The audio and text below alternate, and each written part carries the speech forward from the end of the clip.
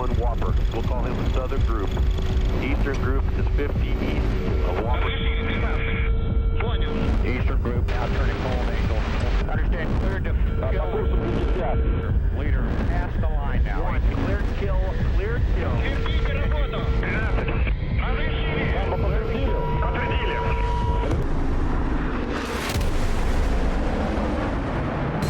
По курсу до цели полсотни 3.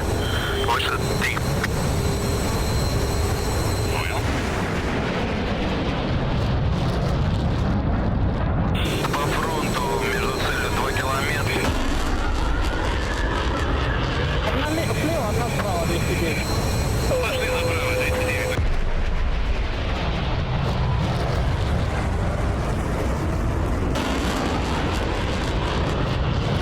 Наблюдаю, работаю по ней. 10 наблюдает? Нет.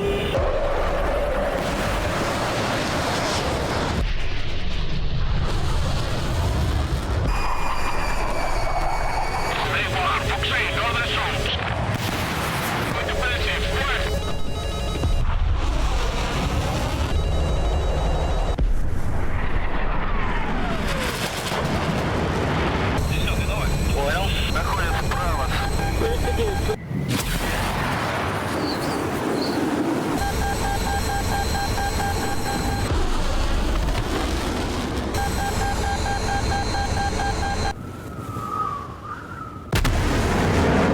Иду за паром второй. Уходите влево, 722.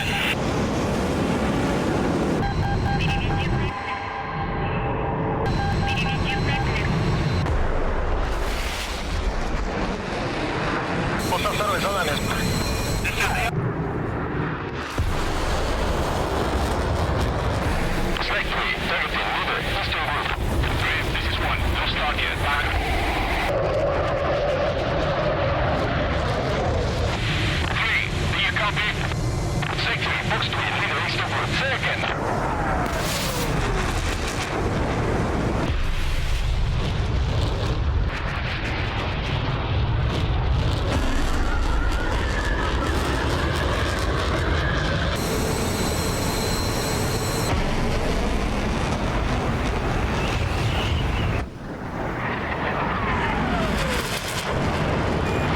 Работаю по верхнему. Давай, выхожу вправо.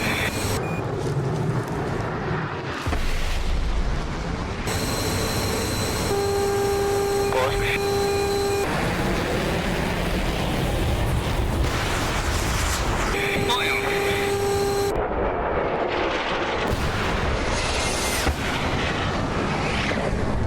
Просто второй за нами, давай. Огонь, огонь! Понял.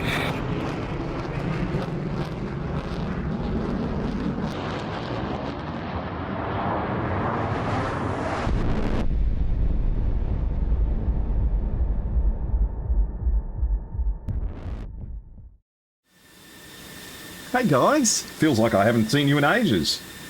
Welcome in, welcome in, welcome in. It's time for PTF to face off against Golden Crown. This one should be very exciting, so I hope you're all strapped in and ready. First things first, it's time to get the dice rolls out of the way. And it's out of 6, so 3, 2, 1, go! And it's map number 1, my personal favourite. Meanwhile, Golden Crown has picked heads, which is 1 on the two-sided dice, so 3, 2, 1, and that means PTF picks the starting side. Let me change the map, and then we can get this match happening. Welcome in, everyone. Thank you for all of your patience and enthusiasm today. It has been fantastic streaming for you, but as you can imagine, live events can be more difficult than you expect. So, having a little bit of patience has meant the world to me, and I really do sincerely appreciate it. Okie dokie. So that is Sochi versus Mod Dog, late afternoon, light cloud. A classic. How are you guys going? Did you take time to stand up and get yourself something to drink? Did you stretch your legs? Did you relax? Did you lie down?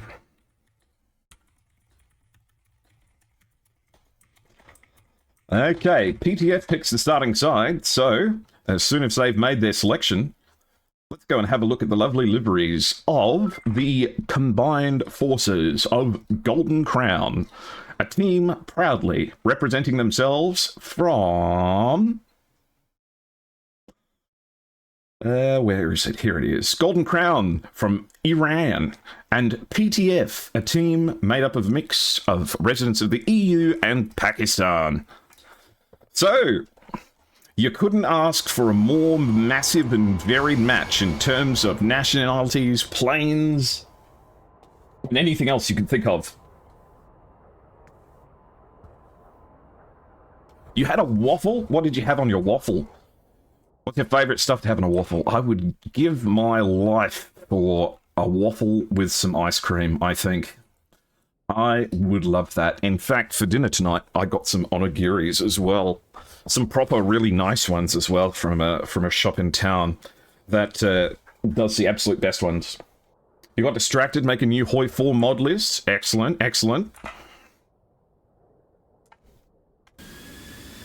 Okay, so having a look at the map now, it looks like PTF has selected the blue side, meaning that Golden Crown is represented on the red team. We are over here at Mozdok Airport. So as opposed to Tbilisi-Lochyni versus Sochi, this match will be taking place on Sochi versus Mozdok. This means that the mountainous terrain is more densely packed in the south,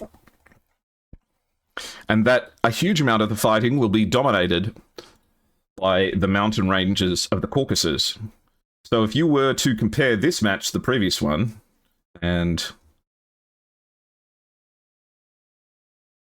So if you were to compare this match to the previous one, the circle was here previously, and now it's up here further into the north. Now that does distinctly mean a couple of things.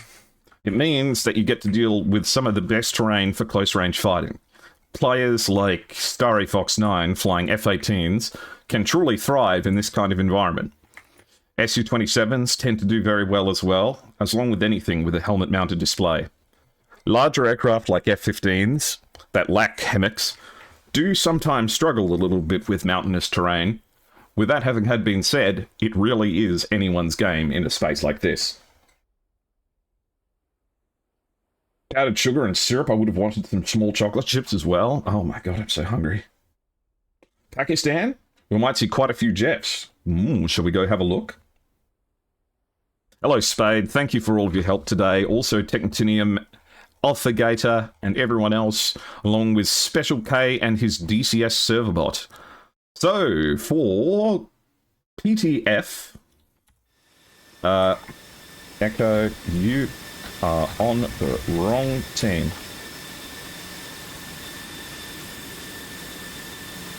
Looks like PTF is going to be in F-16s and a couple of F-18s. Unfortunately, this member of Golden Crown has accidentally spawned in at the wrong airfield and might need to move. But it looks like it's 4 F-16s and 2 F-18s.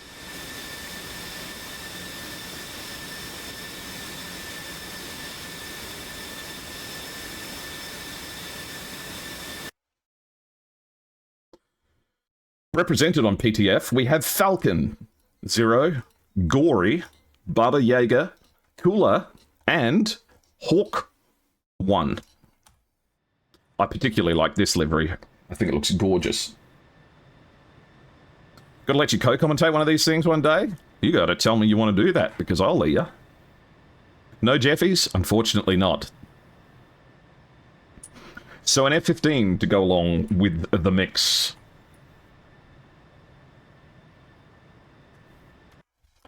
But I don't know, Anamaki. Are you knowledgeable enough about aeroplanes to be able to commentate a prestigious event like SATAC? It really demands the most out of people. And... oh! F-14! F-14! There's an F-14! Let's go! F-14! Finally! Oh, man. Let's see some Phoenix kills. Please, let's see some Phoenix kills.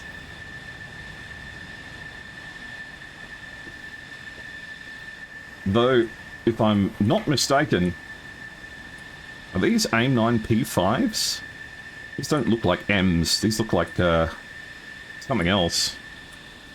And these look like AIM-54As. Would there be any reason to bring the A over the C? Meanwhile, the F-16s of Golden Crown shining brightly in the sun, proudly representing the Iranian Air Force, their iconic liveries.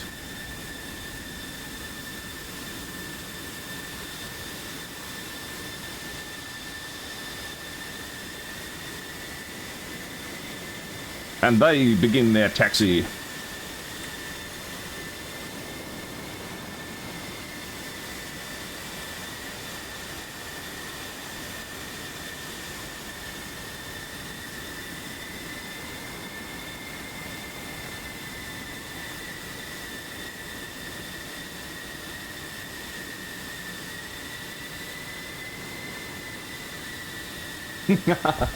My God, it's beautiful. I know, I know.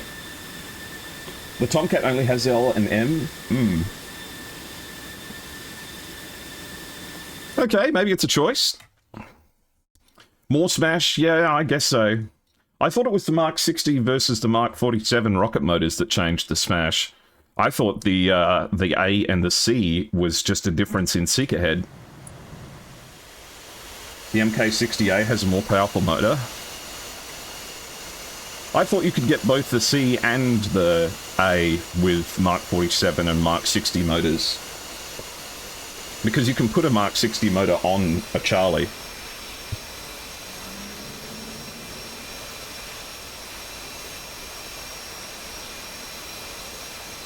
I love these liveries, they look spectacular. Phoenix Task Force is a veteran team.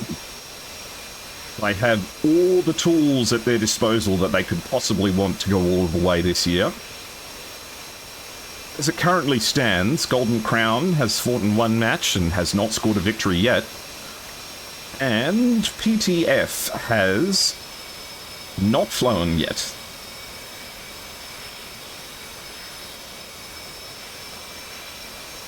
Yeah, Hex, I think you're right, because you get both motors on all of the AIM 54s.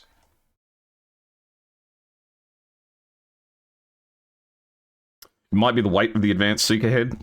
I have heard that. I have heard someone say that before. I don't know if it's true, but I have heard that the Charlie is heavier. I'm excited to see what happens, though. The Lima model AIM-9s, I can't imagine is anything other than a mistake, but at the same time, maybe there's something going on that we don't know. Looks like it's despawned. Okie dokie. In fact, for the Reds, let's just check if he's got a Rio. Okay, it doesn't look like it. But at the same time, he may have just lost connection. They do have some pilots on standby, just in case they have any connection issues. Obviously, connecting from all over the world is not easy. But for Golden Crown, we have Sting, Nightjar. But we have Sting, Nightjar, Echo, Falcon, and Shadow. In addition to that, we have Iceman.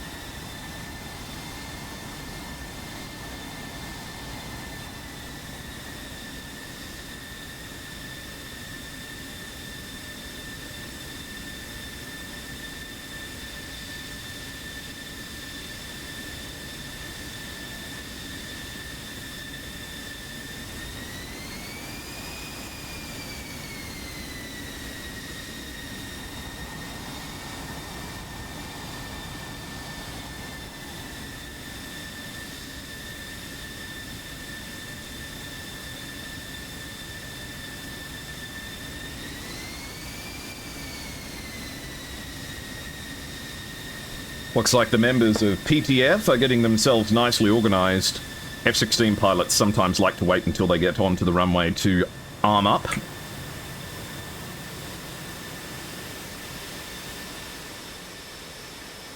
Hopefully we can get everyone in liveries.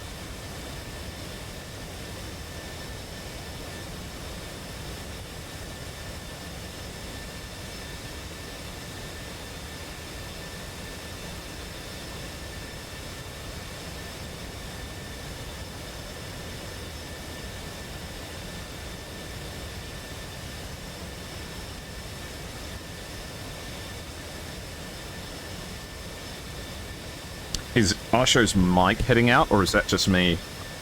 That should be okay now. Sorry, I was just doing a little bit of typing out, trying to organize everything. Looks like one of the GC members is having a little bit of a connection issue, so hopefully we can get them sorted out shortly.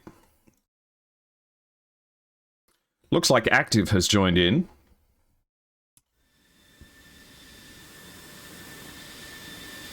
Hopefully they can fill in. In the meantime, let's run a quick poll here to see who you're here to support.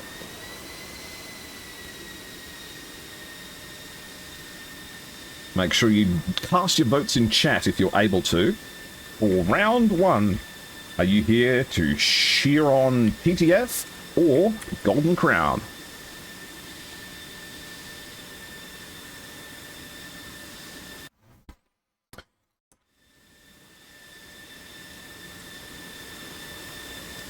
This is one of my personal favourites of the Golden Crown liveries. I really like it. It looks gorgeous.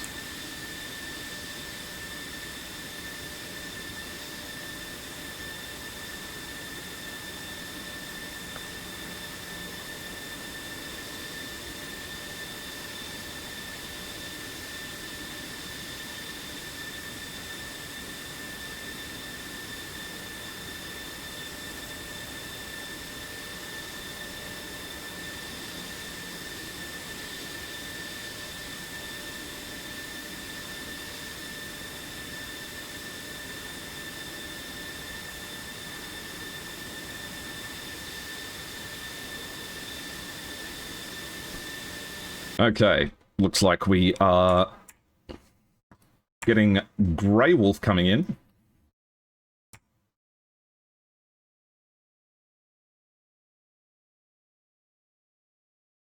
Looks like Hawk is leading the way in the F-15, potentially going to be their long-range fighter for PTF.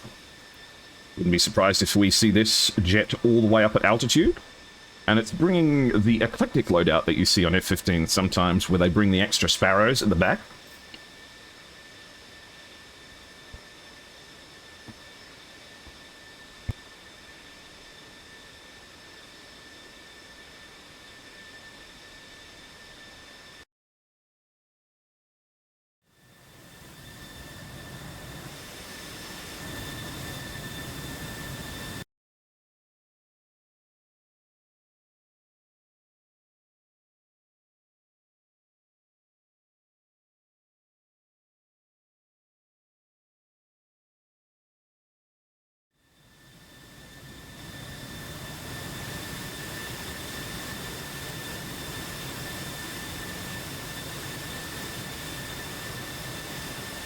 Here is Gory from PTF.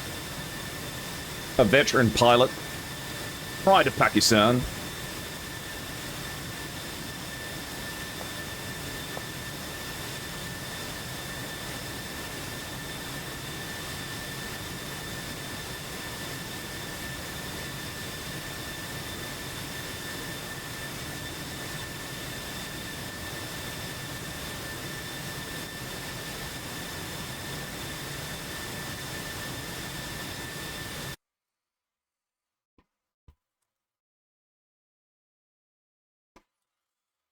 It's a tricky business getting all of the timings matched up for these planes to be full of juice, and as we may have expected, we have Grey Wolf here now, bringing the AIM-54Cs. I don't think we can tell just by looking at the missile what kind of motor it has. Looks like the Sparrows might be getting swapped out, though.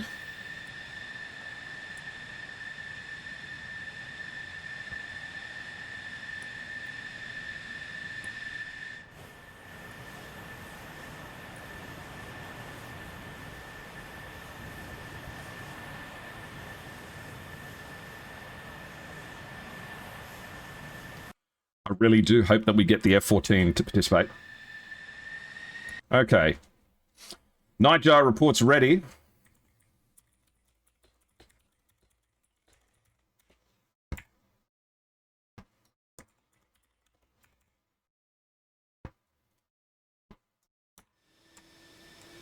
They're just recycling their fuel tanks to make sure they've got every sip of juice they need. Absolutely fine.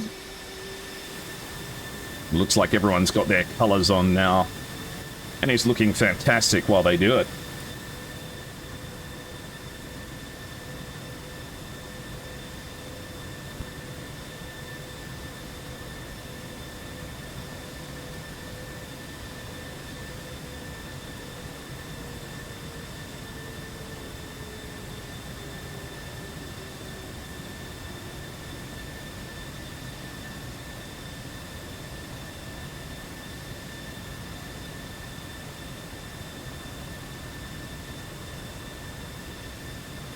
Just having a quick peek at the polls so far, looks like PTF is in the lead for supporters, but there's some Golden Crown fans in there as well.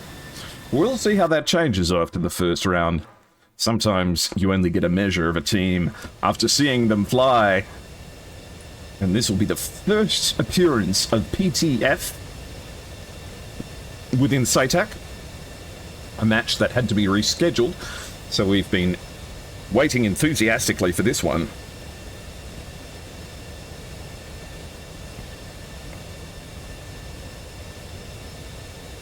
I think it's the tails for PTF. The tails of the aircraft with the emblems is just so cool.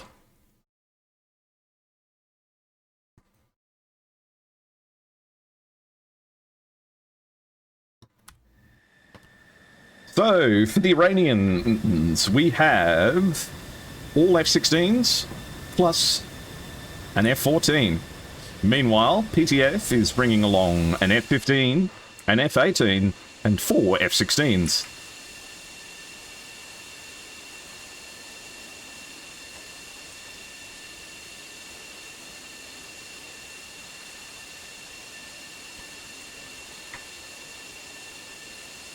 Okay, both teams ready.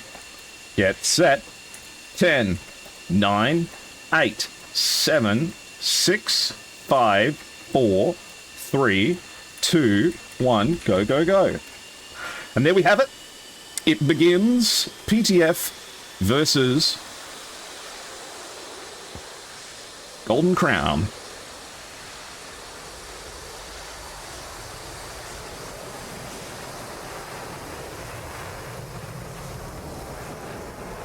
And the F-15 leads the way, taking off from Sochi Airfield as Nightjar and Viper begin their adventure down the runway. Nightjar in the Sting livery.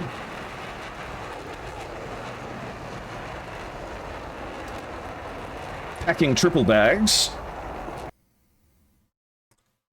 as Echo and Falcon run down the runway. The second pair for Golden Crown. Golden Crown flies with great discipline. And I think Iran ought to be enormously proud of the effort that their pilots put in.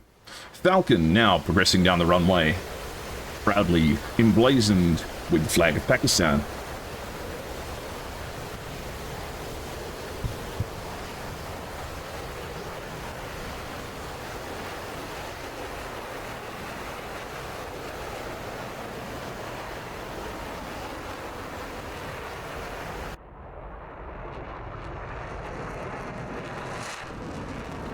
Take note of something interesting with Falcon. Not something you see on every F-16 that comes along to SATAC, but it is a choice that some people do like to make. The inclusion of the targeting pod. This can be used in the air-to-air mode to track airborne targets, and most importantly, it gives you advance warning of missile shots if you have the camera locked onto them. You'll see that smoke plume from a much further distance with the targeting pod, and as a result, sometimes they like to keep it as a kind of early warning system, considering the additional weight and drag to be worth the advanced situational awareness that it provides. Tell you what though, you've got to be really good with your airframe to confidently attach a targeting pod to it in an environment like this, because you just don't want to run the risk of introducing drag that you're not going to need. Grey Wolf takes off in the F-14, and it looks like it's an asymmetrical loadout, bringing in just the one Sparrow, but happily bringing along 3 Sidewinders, along with the mighty AIM-54 Phoenix. The question is, will we see these shot at ultra-long ranges? They have many a varied effect, and sometimes they work perfectly, and sometimes they don't work at all. The main problem is with the enormous size of those missiles, it does have the flow-on effect of it being extremely draggy at low altitudes. Same problem that the SD-10 has, but imagine 10 times worse. Phoenix Task Force is from the EU and Pakistan. We have a look at the members of Phoenix Task Force, like Gori over here. You will see the Pakistani flag.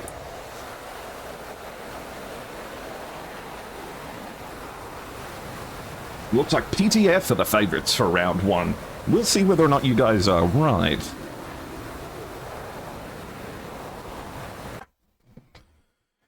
As it stands,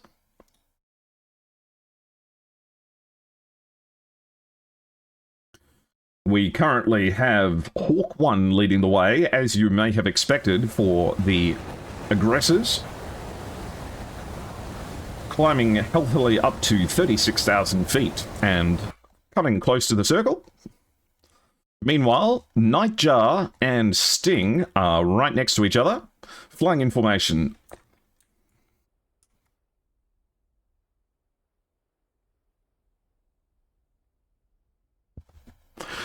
This is part of the reason I love casting Golden Crown matches. They fly beautifully, to say the least.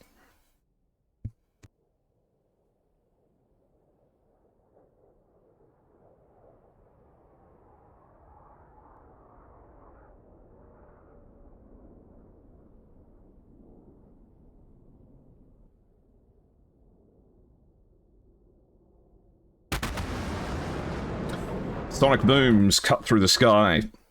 The southern group is not as close together. Consisting of 3 F-16s, it has Echo, Falcon, and Shadow. Meanwhile, Grey Wolf is peeling off alone to the north. Not afterburning, actually.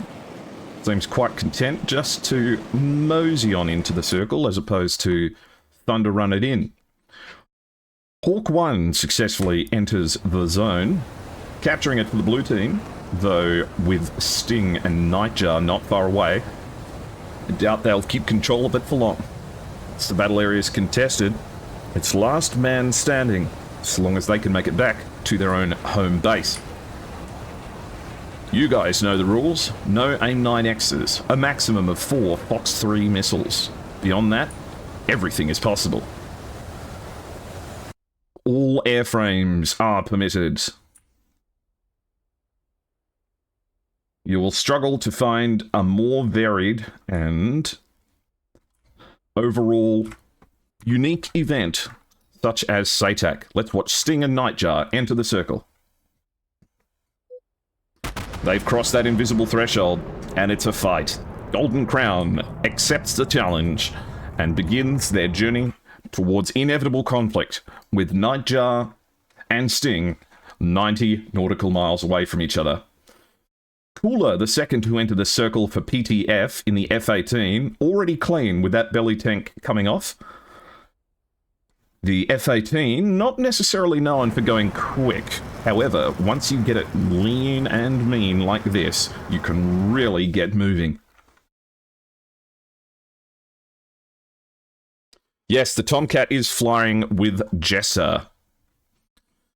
But let me double check, because I don't want to get that wrong. Yes, Grey Wolf is flying with a Jester.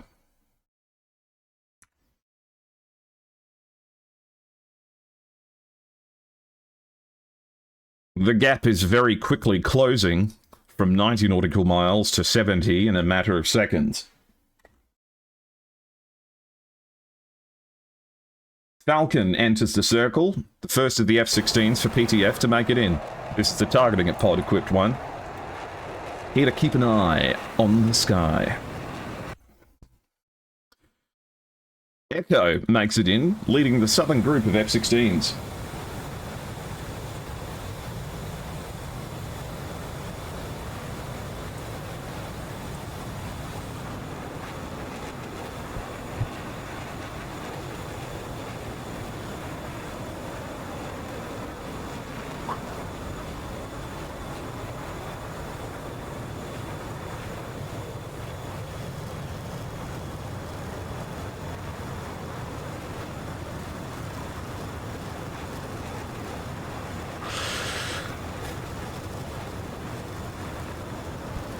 Right.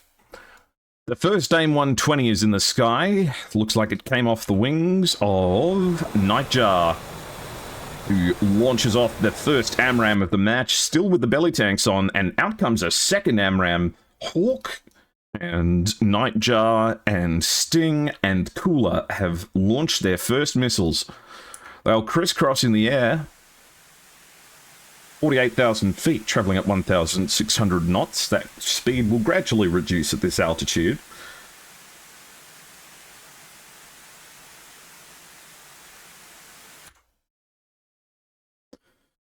The launch is all happening at around about the 40 nautical mile mark. With everyone going defensive this enthusiastically, I doubt any of these missiles have much chance of finding anything. Cooler especially, already in a perfect notch against the missile directed towards them. And these AIM 120s are not going to be getting any more guidance information from Nightjar or Sting. An AIM 7 launched sympathetically by Grey Wolf to alert the radar warning receivers of who I suspect to be Cooler. That would probably be why Cooler dipped down so low in altitude, because was getting absolutely lit up. And certainly a little bit concerned that there might have been something close.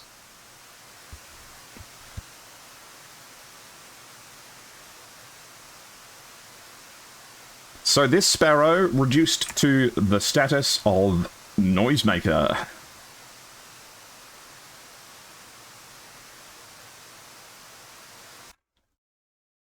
No more launches thus far, with Cooler and Hawk happily heading back to the cover of their teammates. All of the missiles launched in the initial salvo, now trashed well and truly. As we see poor old AIM 120C flying through the sky with no targets to find. Not even a passenger airliner or a Cessna 172. It's a tough life being a missile.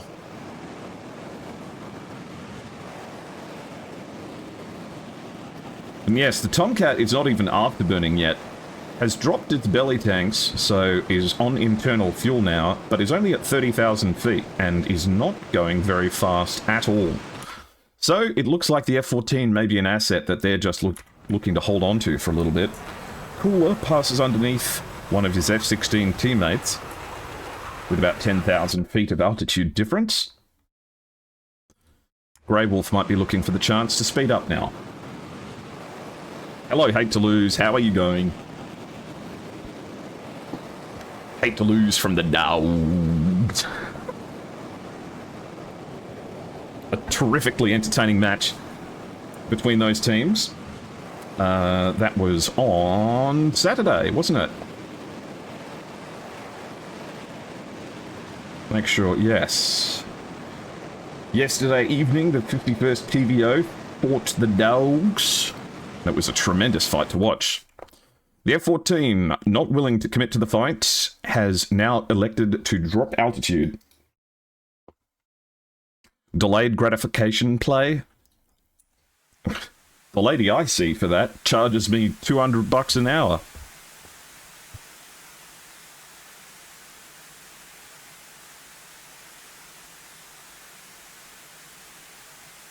I'm doing very well, thank you, hate to lose. F-14 acting as pseudo-AWACS, maybe? Yes, but it wouldn't be necessary with an E3 this close in proximity. The F-14's just not going to see anything that the AWACS doesn't. But it looks like the play with the F-14 is actually to sneak low around into the north. Tough loss. I wouldn't feel bad about it at all myself, personally. Fighting against the 51st PVO is a team that just formed, and you managed to give them a run for their money.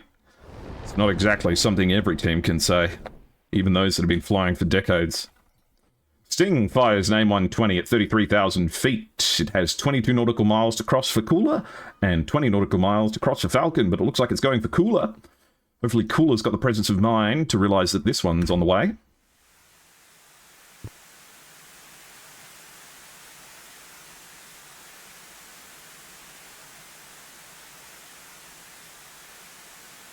Yes, during the group stages, the players have access to data link and a Boeing E3 Sentry. During the group stages, the E3 Sentry gets swapped out for an A50, and data link is switched off, meaning that the teams must coordinate with a human GCI.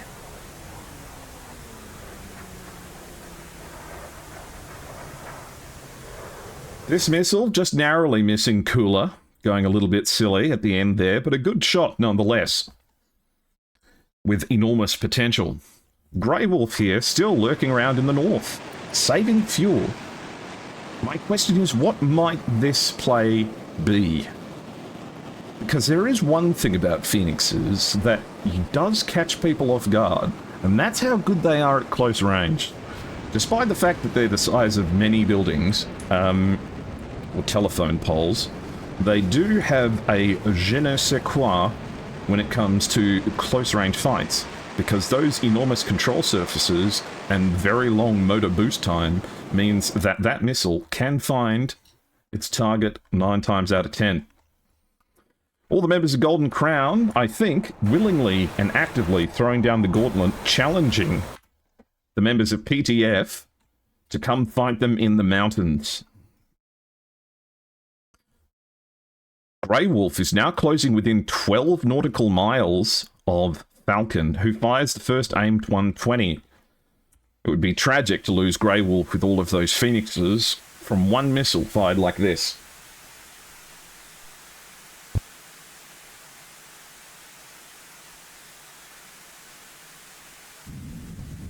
And it looks like Grey Wolf has decided to turn around. This is not yet the time to engage. Falcon and the Southern Group are still playing with Gory and Baba Yaga in the south, as Baba Yaga and Gory cross each other, and hold on, uh-oh.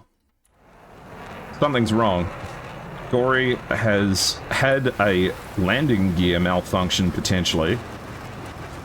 Unless this is something intentional.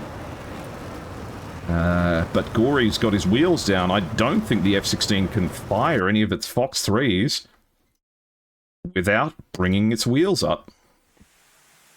Missiles traded in both directions between Sting and Baba Yaga, as Nightjar fires off another rocket into the midst of the Northern Group.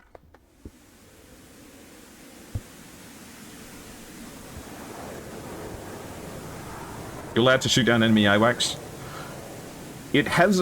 I've only seen an AWACS get shot down once, and it was because a F-14 got turned around and very confused and shot a Phoenix at their own AWACS and got a really good kill against it. Wheels down equals surrender? I'm uncertain. Oh, looks like the realization has been made. And the wheels shut. God, they're trying. What is happening? They're probably struggling against the G-forces. The gear door's definitely jammed at this point, though. Oh, there we go. Unbelievably. Manages to recover from that one. Okay, in the southern group, one of the members of Golden Crown have met their inevitable demise. We didn't manage to see this one. Hopefully it wasn't a disconnection. But Shadow, contending with a missile, coming down pretty much ballistically.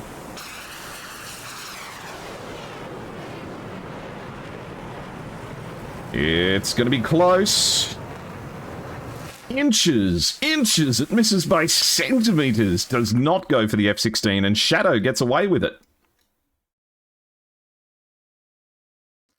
AIM 120s chasing down Sting at low altitude, but this one's for the trees.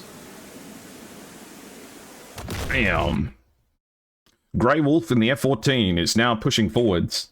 I got no kill notification. Oh, there goes the first AIM 54.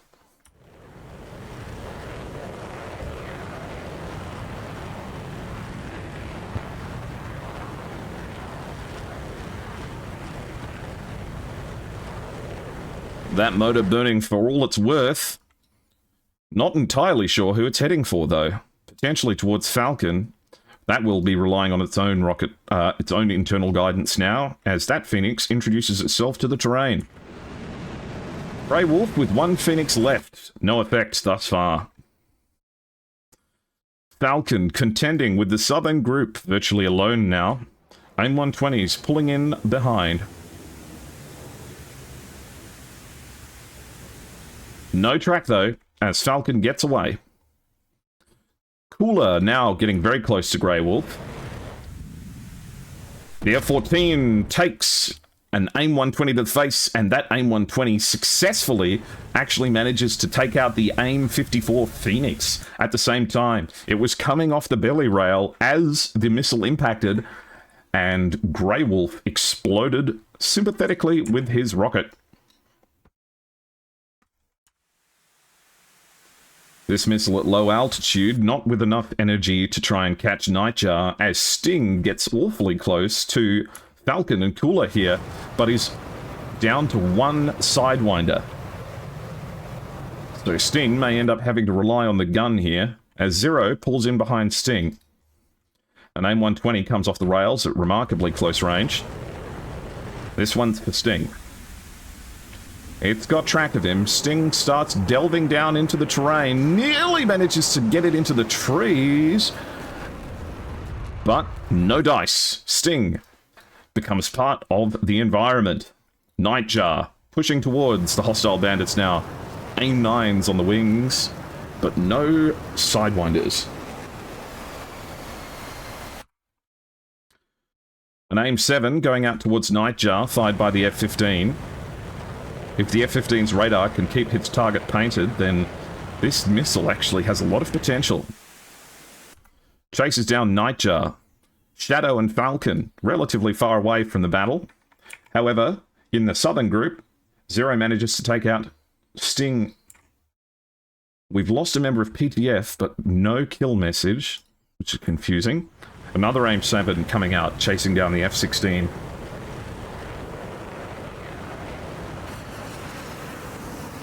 And that's all she wrote, as Hawk 1 manages to take out Nightjar in an F-16 with an AIM 7. Falcon launches an AIM 120.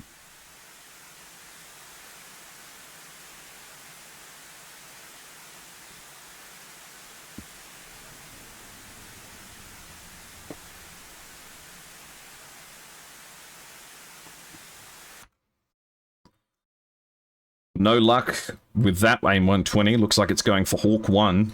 Falcon now with an AIM 120 to contend with. Dropping some countermeasures and pulling all kinds of shapes. This missile will lose its speed shortly and will no longer be a factor.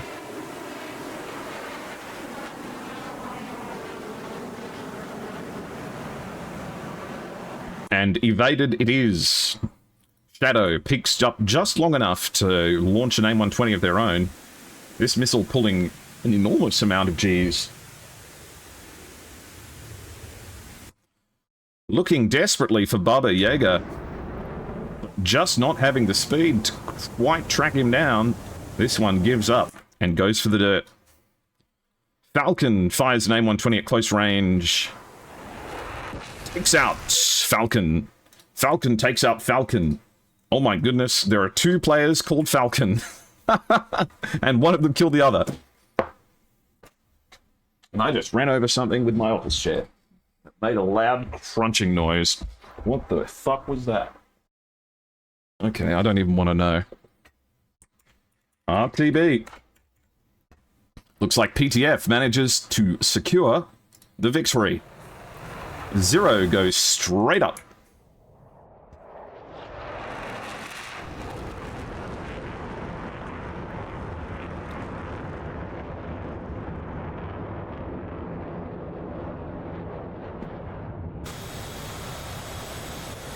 Alright, gang. While PTF sets up for their return journey, let's open up the TAC view and have a quick look at what exactly went down.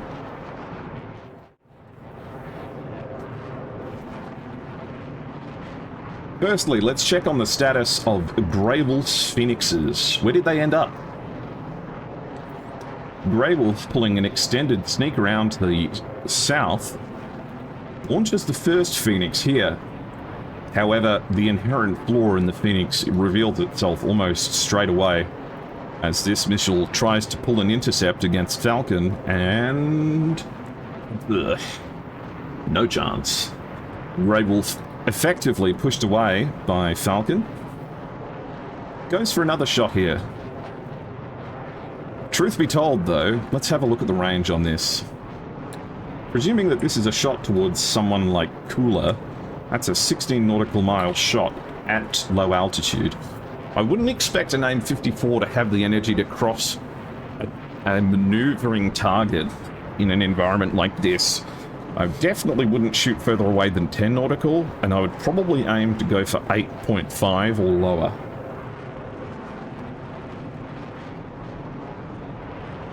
Grey Wolf follows in that Phoenix, which does try and capture Cooler, but doesn't quite get him.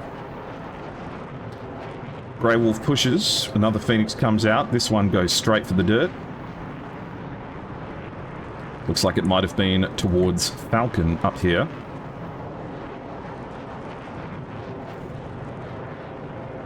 Grey Wolf, whilst not getting much result with the Phoenixes, is effectively evading the missiles, and if you have a look here, yep, right, so this is what I was talking about. It was a blink and you miss it moment, but the AIM-54 comes off the rails from Grey Wolf, and then the explosion of the AIM-120 sympathetically detonates the AIM-54. Did that have potential? It was fired from less than 3 nautical miles away. I reckon had Cooler not gotten very lucky and shot down that AIM-54, they would have been dead. Grey Wolf getting extraordinarily unlucky on the timing there. And Cooler gets away with it as a result.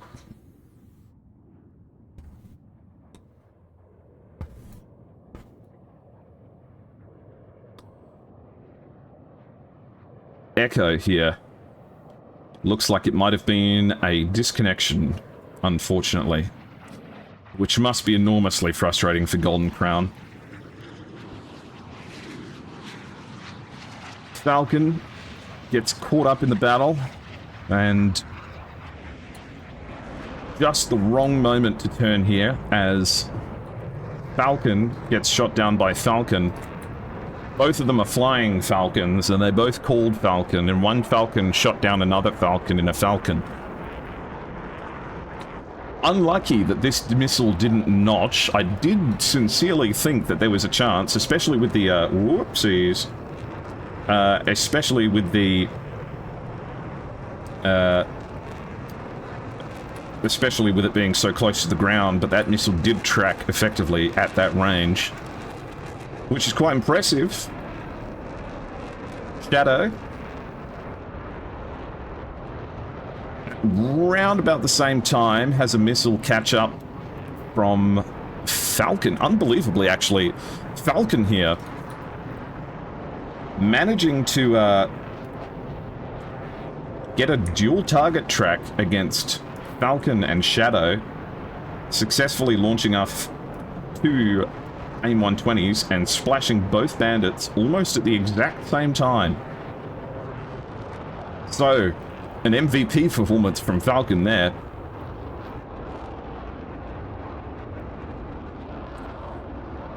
Shadow doing his very best to help defend Falcon here. An admirable effort. Getting caught quite far forwards here with nothing but AIM 9s to work with. Gets chased down by Zero. And then Hawk 1 comes along to demonstrate that bringing along a couple of Sparrows is never necessarily a bad idea, as he manages to get a Sparrow hit at 3.5 nautical miles. He's traveling at Mach 1.6, not just traveling at Mach 1.13. The missile comes off the rails.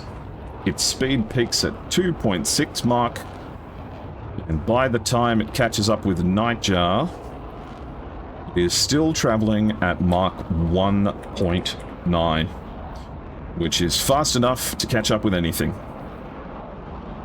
So an excellent bit of flying for everyone involved. Everyone ought to be walking away from that one feeling very happy with themselves. Especially the members of PTF, who are consummate professionals.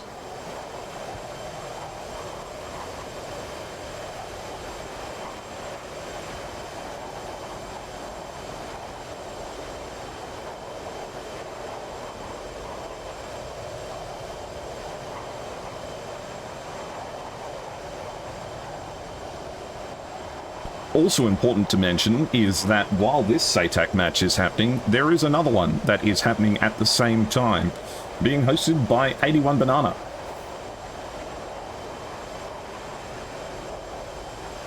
So, very important that we share the love, and you guys make sure that you also catch the DDCS versus Griffin Squadron match on 81 Banana's channel.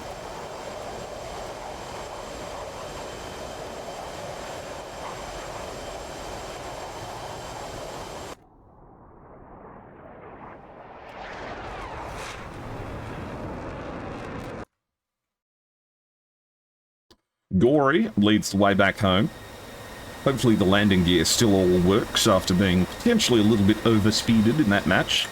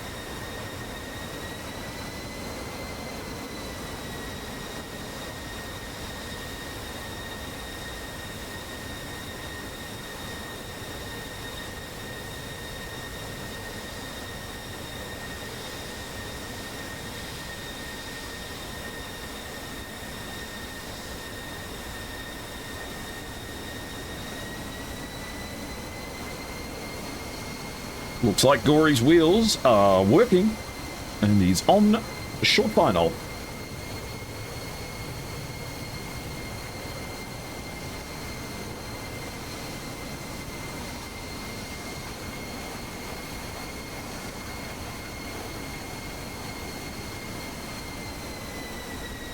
Touchdown. Hope you guys brought your own bread because the butter is free. Baba Yaga, the next one to come in.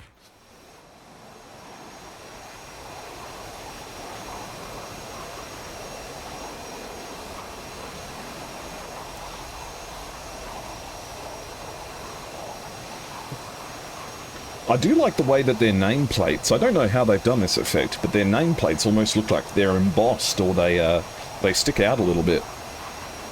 Looks very cool. Great skins. Both teams have great skins in this match. Golden Crown especially, I really liked the National Pride skins, you know?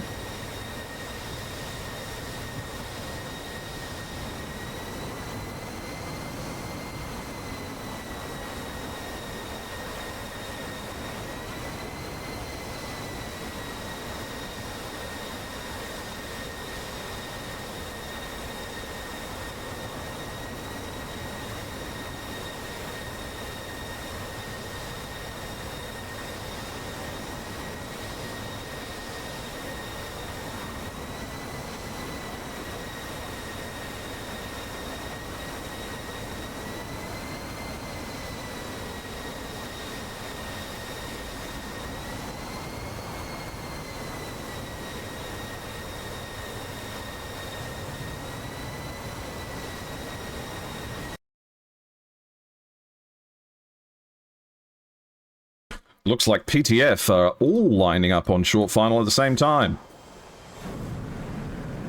Sochi does have 2 runways. So silver linings.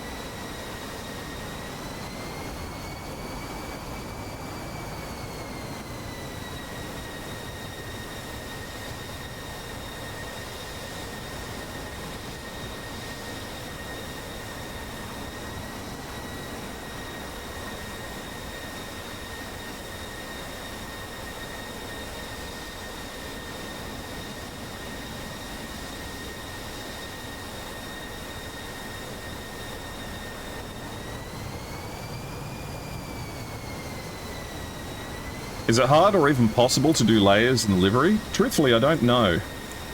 I don't know much about livery making. What is Baba Yaga doing? He's like on stall speed. I guess Hawk is going to be the first one to land then.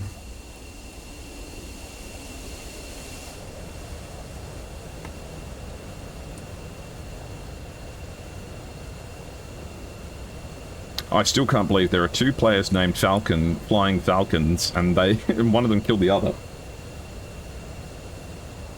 That's the most, like, one of us is going to have to change.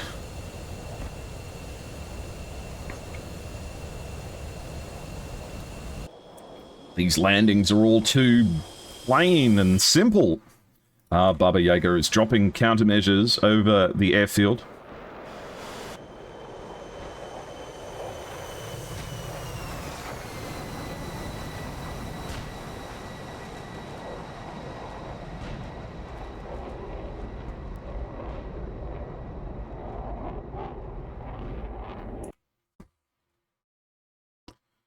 Cooler, Zero, and Falcon line up in a 3-ship. Getting ready for the landing.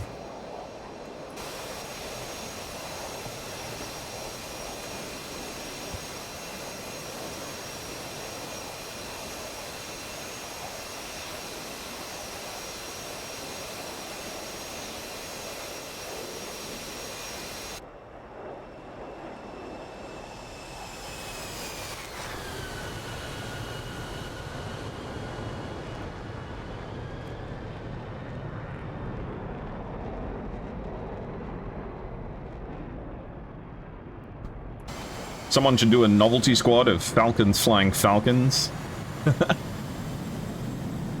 Oh, watch out. Wake turbulence. Wake turbulence. Wake turbulence. There we go. All good. All good. All good. We're all good. We're all good. But now you have the problem that every F-18 Hornet pilot has when there's no weapons on, which is that this thing just doesn't want to go down. He has to go down to half flaps because the plane won't land.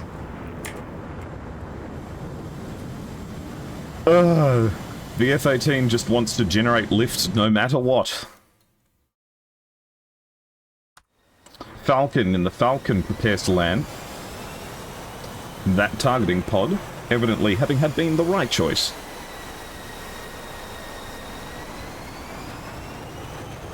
Ah, here we go. Now we've got some landing happening. This looks proper. This looks good.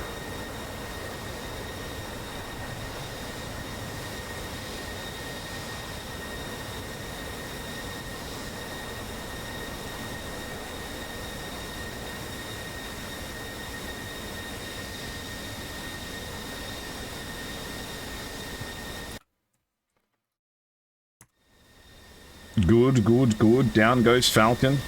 Let's update the scores. As PTF takes round 1. Someone throw him a rope and pull him down.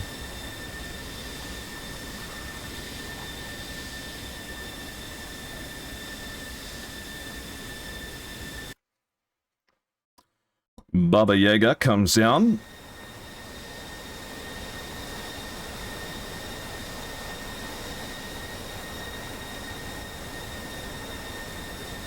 And as soon as the last player touches down, then we will restart the server and get ready for the next match. There will be an ad break in 1.5 minutes, guys. 1 minute and 30 seconds, there will be an ad break.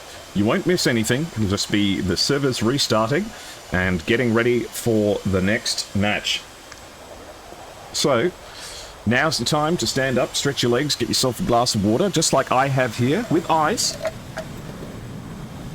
Keep hydrated. Can't fly if you're not hydrated. You know what? I reckon pulling G's with a hangover probably hurts really badly. Can you imagine?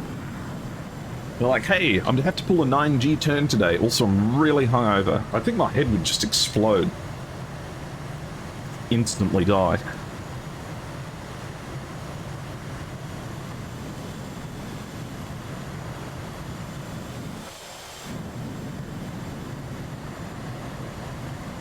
And Cooler is down safe and sound. Or will be in any moment now. Excellent. Cooler touches down, which means it's time to get ready for the next round. Alright. Let's press the mission restart button.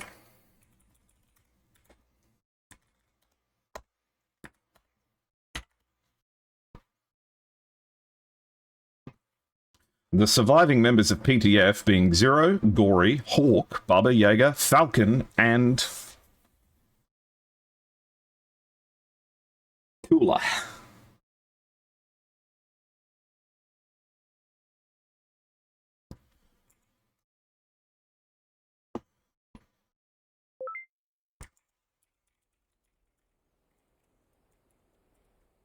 Alright guys, ad break time, so we'll be right back.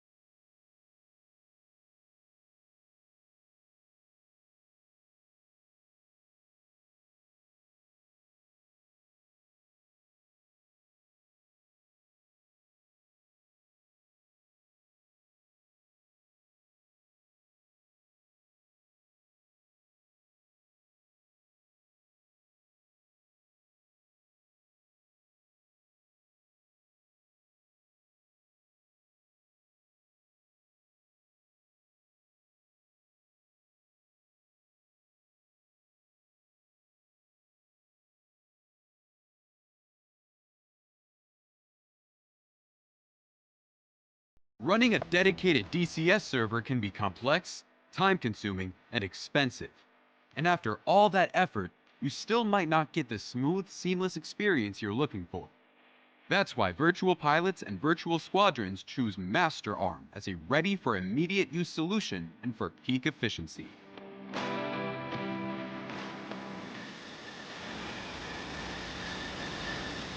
With low latency, high stability, and uncompromising performance, MasterArm ensures that every maneuver, every decision, and every shot counts. Stay mission ready. Fly with confidence. MasterArm has your six. Get your server at www.masterarm.de.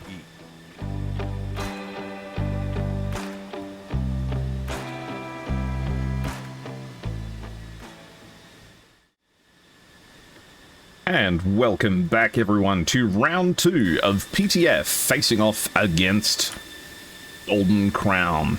Two legendary teams that are making their mark in SATAC 2025. I hope that you have all been watered, stretched, and are about ready to get cracking on some more aerial battle.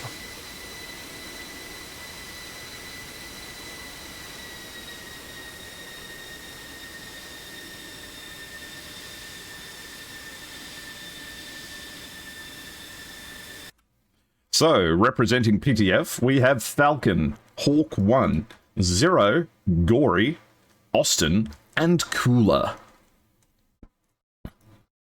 On the opposing side, the Blues, now having had switched, we have Sting, followed by Nightjar, Echo, Shadow, Falcon, Grey Wolf, and Helldog. Golden Crown, very responsibly, likes to keep a pilot in reserve just in case they suffer a disconnection. So the Phoenix is not necessarily having the desired outcome for the members of Golden Crown. The prevailing attitude of chat seems to be that it's worth lobbing these at 35,000 feet and above, going Mach Bach. And I wouldn't be inclined to disagree with you. Though, there are many a strategy in SATAC that teams like to keep secret amongst themselves and carefully plan and structure their matches against their opponents. So, perhaps it is that Golden Crown has elected the F-14 as the plane of choice to help them take on PTF.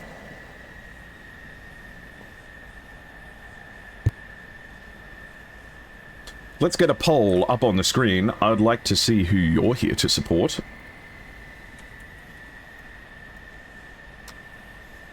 For round number 2, are you here for Golden Crown or Phoenix Task Force?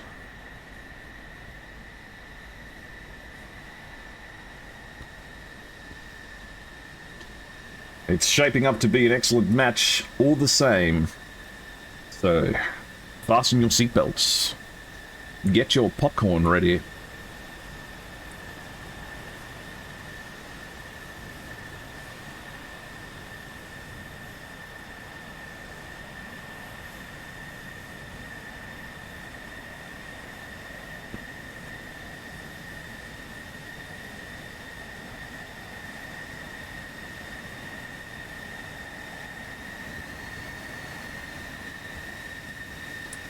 The F-14 lines up with the F-16s.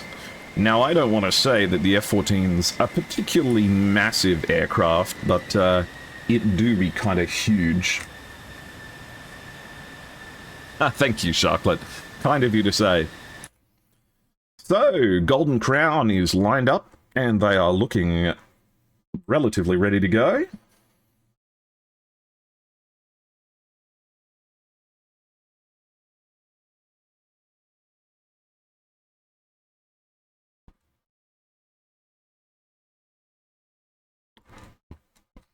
PTF are making their way as Cooler brings it up the rear for this mix of F-15s, F-16s, and F-18s.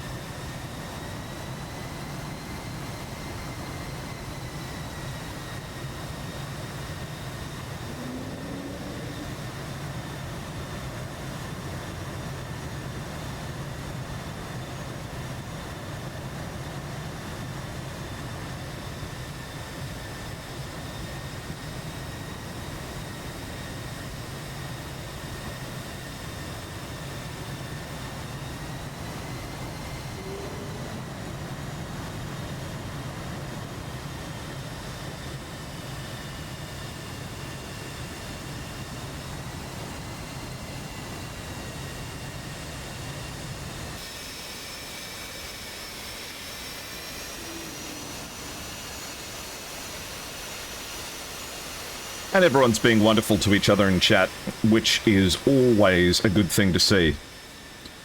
A big part of the DCS competitive scene is the sense of camaraderie that these competitors feel with each other.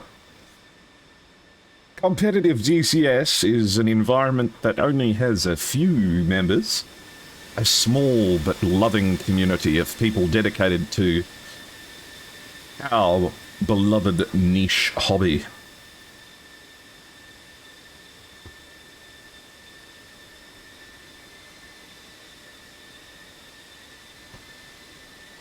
The F-16s put their bags on, absolutely full of fuel. As much juice as you could want to take on Golden Crown. Sting and Nightjar lead the way. Sting, of course, being my favourite because this livery is so cool. Though, which one of it is the one that has the golden lion on the back? Because that livery looks really good as well. Shadow. Shadow with the golden lion livery on the back, which, if it catches just the right bit of light, looks really beautiful and shiny on the back of the IIAF plane.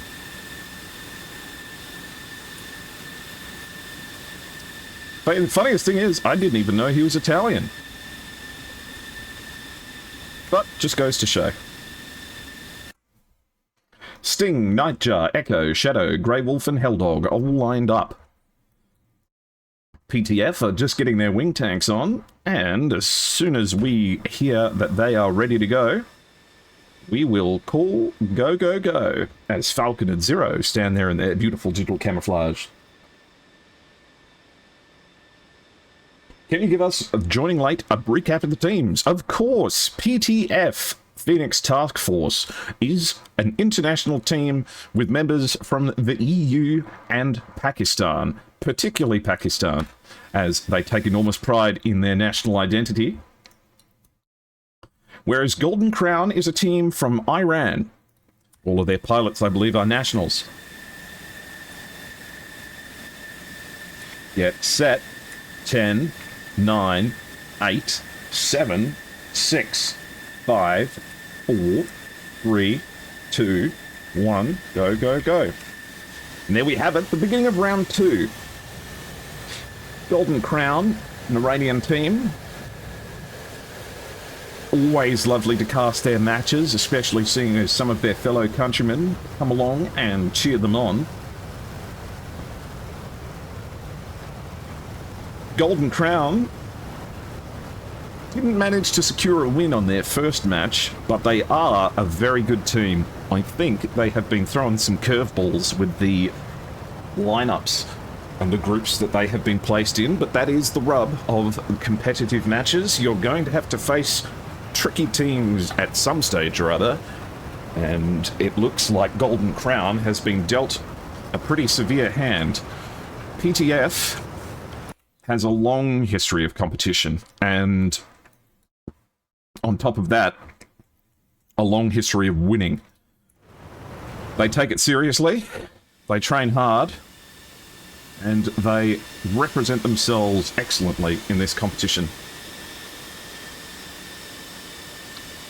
It's one of the beautiful things about SATAC. I mean, if I were not commentating and taking part in SATAC, would I have the opportunity to meet such a wide variety of people from all over the world who are from nationalities I don't know anything about, people I've never met, countries I've never been to, all places that now I desperately want to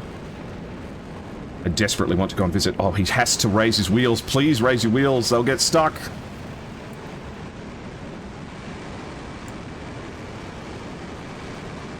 Their backup pilot, Falcon, politely exiting the server after everyone successfully takes off. Thank you very much to Golden Crown for their professionalism. Falcon and Gory lead the way at 10,000 feet. No enormous sense of urgency thus far.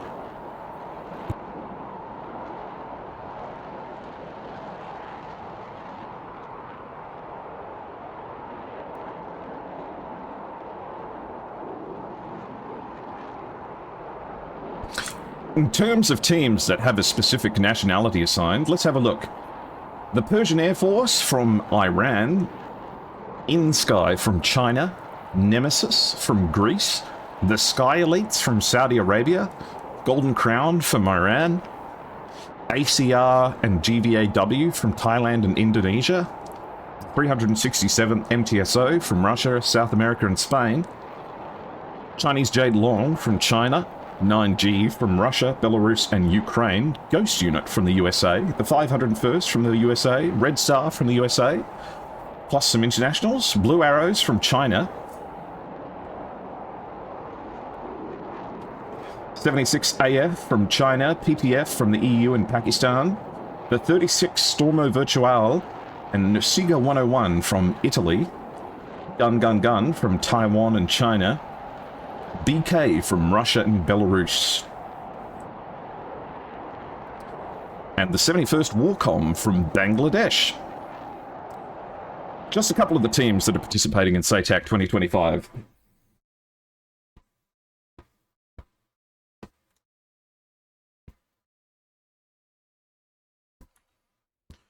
Especially grateful we are to the teams that take the time to participate despite enormous differences in time zones. Like the match that was hosted earlier between Honkai Destruction Armor, where they are in China and admittedly were apparently supposed to work on Sunday and had to participate in a SATAC match that went up to midnight. How grateful we are that they still take the time to fly for us. Sting leads the way, and the afterburners are lit. Looks like the F-14s. GC bringing 2 F-14s this time.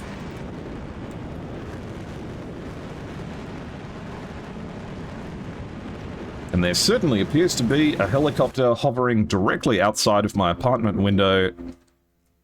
So apologies if you can hear that. Oh, here we go. Here's a classic PTF formation. I love this. Oh man, I love watching them do this. Keep your eyes on a team that trains hard. All of these planes, equidistant from each other, 6 nautical miles, 6 nautical miles, 6 nautical miles, and then all separated by the same gap. There is formation flying for the purposes of looking cool and keeping track of each other, and then there is formation flying for battle. And this is a battle formation.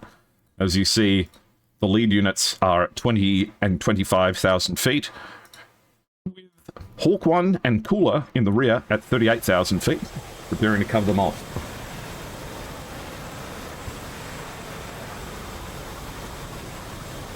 Looks like Golden Crown are the favourites for round 3. Fantastic. I want to see these F-14s get some Phoenix kills. Sting and Nightjar, 30,000 feet, and are about to enter the zone.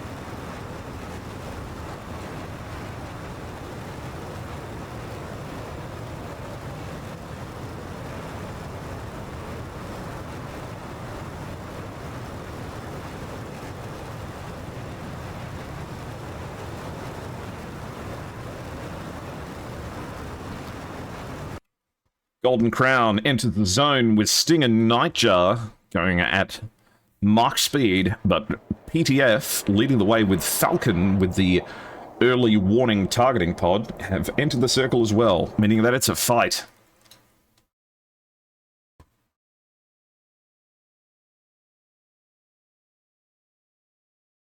Persian Tomcats, my beloved. Hey man, not only is there one Iranian team, there's two. We have Golden Crown from Iran, and we have the PAF, Persian Air Force, from Iran as well. One of the first matches I had the pleasure of casting for SATAC 2025 was Golden Crown facing off against the Sky Elites from Saudi Arabia. And famously, Iranians and Saudi Arabians get along really, really well. And yet, both teams managed to maintain absolute professionalism and composure towards one another and congratulated each other warmly as fellow competitors within the DCS scene on their competition. Something I think all of the competitors should take pride in, as the spirit of sportsmanship has been observed and stuck to like glue. Grey Wolf and Helldog, right behind each other in the F-14s. Not afterburning just yet, but certainly being at higher altitudes than their previous endeavour will give them a little bit more space to work. You'd probably want to try and fire those Phoenixes from outside of the mountainous terrain, because if there's one thing Phoenixes struggle with, it's people hiding from them in the mountains. The formation for PTF, pardon me, I just had to sneeze, now begins to take shape as Hawk 1 busts through 50,000 feet before dipping down a little bit and beginning to build speed, presumably for some of the opening shots. You can see on the bottom right of your screen and the bottom left the contrails of the F-16s leading the way.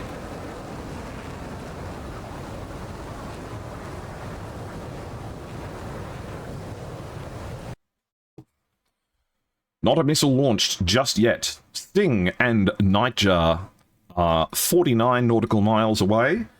Not the furthest distance I've seen missiles be launched. However, I think all of the teams are well aware of the fact that this fight is going to happen probably over the mountains. And if they're in amongst the mountains, then the F-16s from Golden Crown certainly have the capacity to dip, duck, dive, dodge, and dive into the mountains to get some cover. I would politely ask that chat be kept in English just so that I can moderate it, as unfortunately I am a single language moron and must force you all to stick to my language.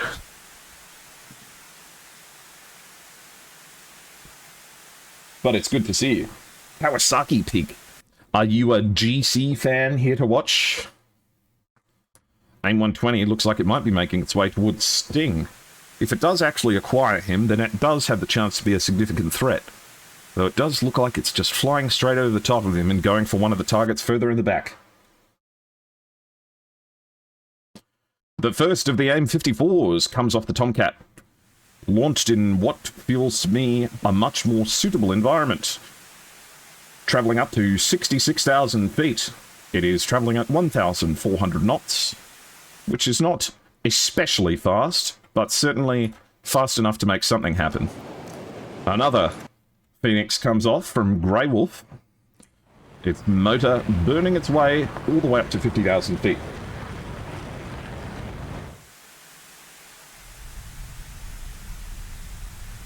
Art is universal. That's a great way of thinking about it.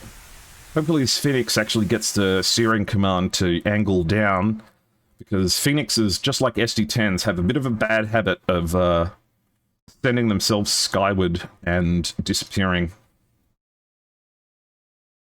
Still, this missile appears to be tracking something. It may well be Cadet Austin.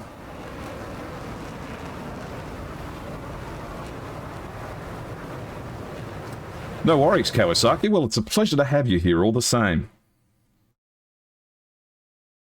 Sting at 30,000 feet gets off an AIM-120 towards Zero, heads at 22 nautical miles, so presuming Zero doesn't defend, it will be effective, but certainly Zero spots it and begins defending straight away.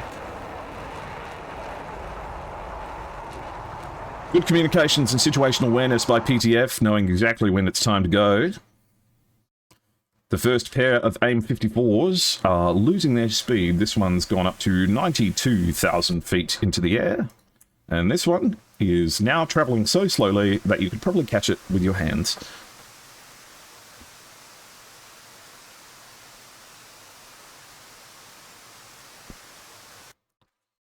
Well, that sounds good, Joe. I'll make sure to tell the members of Golden Crown that you would really like to get into their keyholes.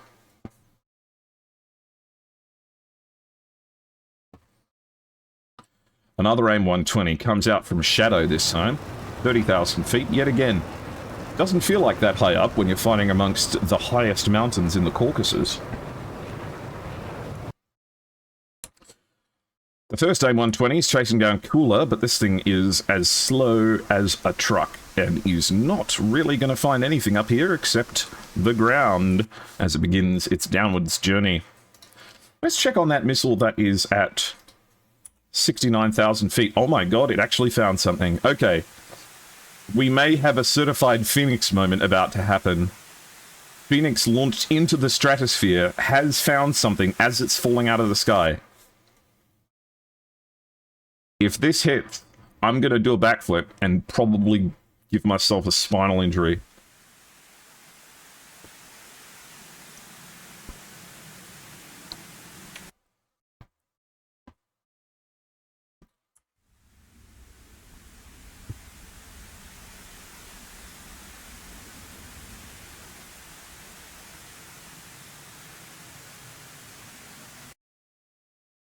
Unfortunately, it looks like sad old AIM-54C is not happy to go down towards the ground and is instead looking to return to space. Another AIM-54 comes off the wings. It really is impressive for a missile that has burning a rocket motor for this long to go this slowly. The rocket motor is still burning, and it only is going 1,100 knots, which is not very much.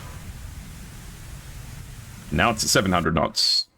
And Gory, who's running away from it, is going at 600 knots, and the AIM-54 is going at 500 knots. Quick maths, as Falcon is being chased by an AIM-120. Looks closer than it was. AIM-120s crisscross in the air above the Southern group.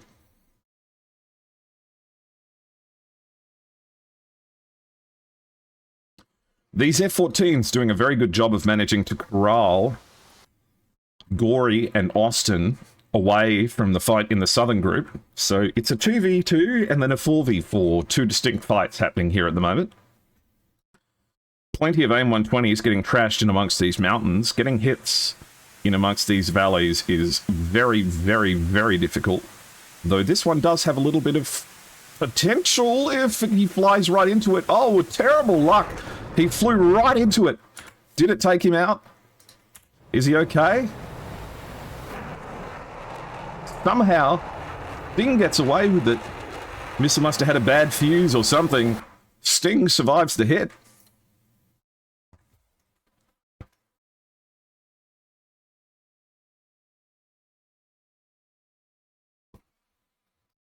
Another AIM-54 fired at 9 nautical miles by Helldog. This is when this missile really tends to have some potential. Helldog's going to have to get this one to go into the terrain. Fortunately, it certainly looks like it's going straight for it. Kaboom. No dice. Grey Wolf and Helldog. How many Phoenixes they got left? Grey Wolf, Helldog has none. Grey Wolf has 1. No Phoenix kills in SATAC just yet. Deflected it with his head. Yeah. If you open your cockpit canopy and then swing a tennis racket at just the right moment, you can dodge an AIM-120 by bouncing it back towards its original sender, as one of the F-14s defends hard against this AIM-120. Spectacular maneuvers, the swept wings coming in handy as it rips through the sky. The AIM-54 fired in response. This one is ballistic now, but it is tracking something. Looks like it's going for Gory in the back, so not necessarily in range to do much damage. Nightjar and Zero are only 10 nautical... Oh, God, I really Australianed myself for a second there. Nightjar and Zero are just about 5:30 in the south. Meanwhile, L-Dog and Grey Wolf are up here having a proper bingle. Nightjar fires a close-range AIM-120, and this one is actually really close. This is going to be tricky to get away from, but it's not going for Zero. It's going for Hawk. And bam! Sting does not get lucky twice, dipping above the hills for just long enough for Zero to zero in. As L-Dog, now contending with an AIM-120, gets splashed. 2 down for GC. Grey Wolf now left with the duty of dealing with Austin, as Gory has been successfully forced away by the Phoenixes to long range. Correction, it wasn't Sting that went down, it was Falcon. Sting and Cooler not far away from each other. Cooler's probably going to see him just off his nose. This is why it's important to keep a good grasp on your ACM modes. The split second it takes to acquire someone as they peer over one of these hills is all it takes. And they are really just going to merge at exactly the same moment. Cooler might be making a horrible mistake here, turning away. As Sting, all they need to do is crest this hill and turn left, and he'll be right there. Looks like Grey Wolf has gone down as well. Splashed in the northern group. Cooler pulls on the tail of Sting, who has not made the right move. The Hornet pulling that massive amount of nose authority to launch an AIM-120 straight behind Sting, who is defending with everything he's got, but it's not enough. That F-16 gets splashed in an unlucky moment where turning at just the wrong time. Sheer blind luck sometimes. Oh, and this, I was wondering if Shadow was going to put on this skin. This fella. Doesn't he look cool? Prince. Now, Falcon is 8 nautical miles away from Shadow and has just launched a co-altitude AIM-120. Shadow's going to have to defend hard here.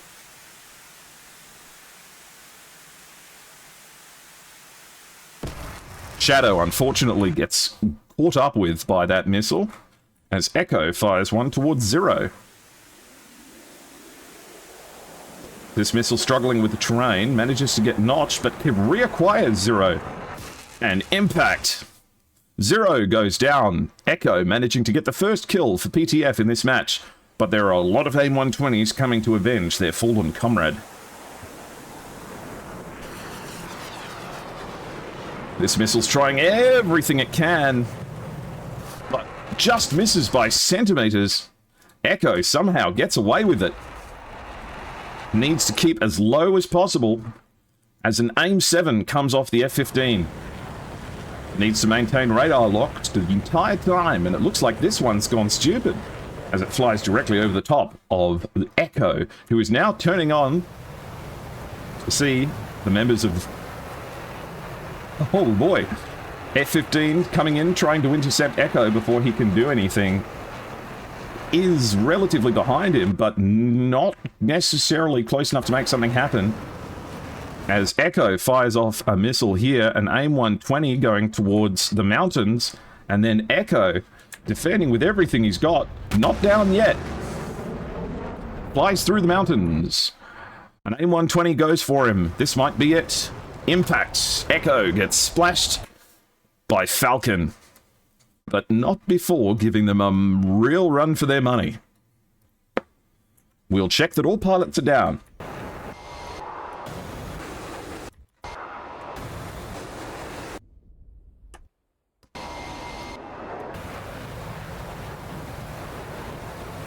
All blue pilots are down. Golden Crown, after a valiant effort, have been beaten by PTF, assuming that one of their pilots can make it back home.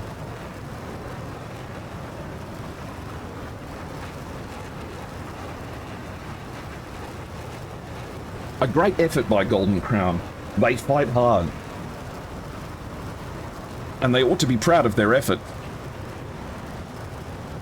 PTF is a difficult team to contend with, though. Let's have a look at the TAC view and see what happened.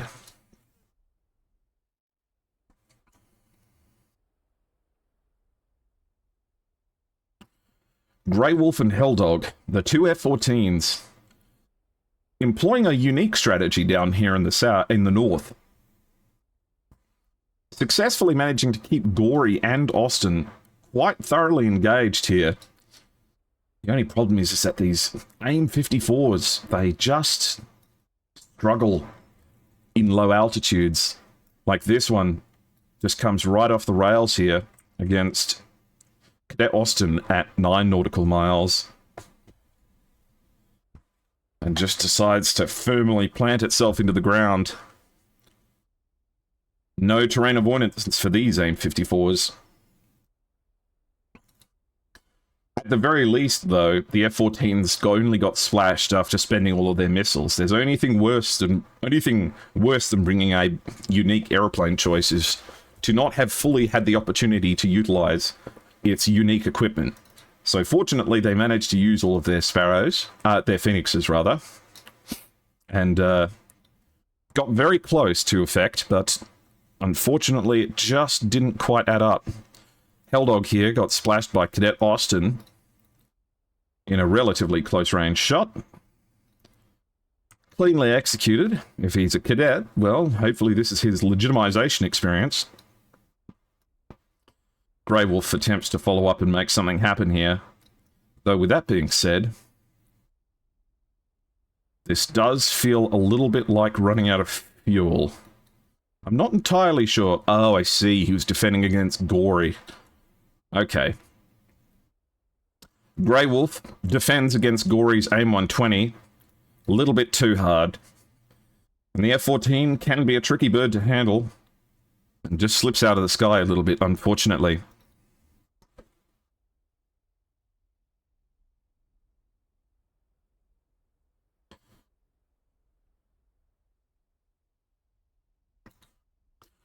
Nightjar's attack down here.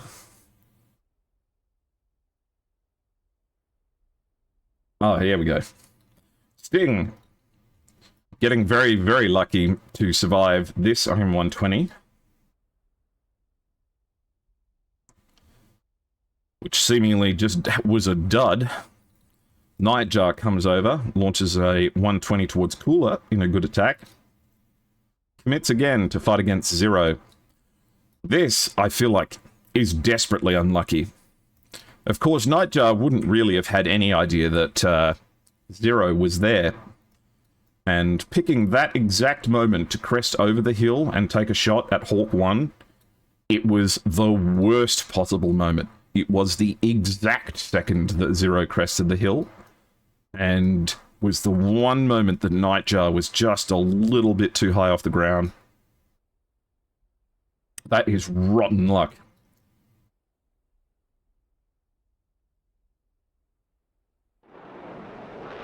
Echo here, being Golden Crown's member to score a kill in the second round. Pulling off quite an impressive shot here, actually. Launching an AIM-120 through the valley.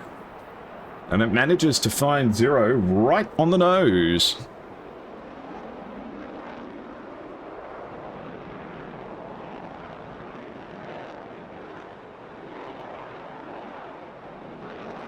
Sorry guys, can I ask you please just to keep the chat in English? Just because I can't know what you guys are saying, and as a result, I can't tell if you're telling jokes or being horrible to each other. So I do apologize for that. Echo managing to get away with a pretty powerful run down here.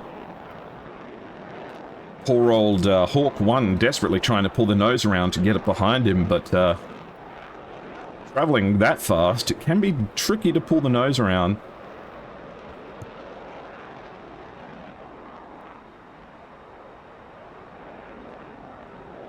Echo nearly scoring a second kill here, getting quite unlucky that this missile elected to go straight for the trees, as if it had not decided to explode some wood, then it would have definitely had devastating effect. By the same token, Echo managing to pull off an incredible dodge against this AIM 120, using nothing but his own whip. That is an amazing defense there. However, the fun does have to end eventually, and it ends with Falcon spearing down an AIM 120 into Echo. Wham bam, Adam West Batman.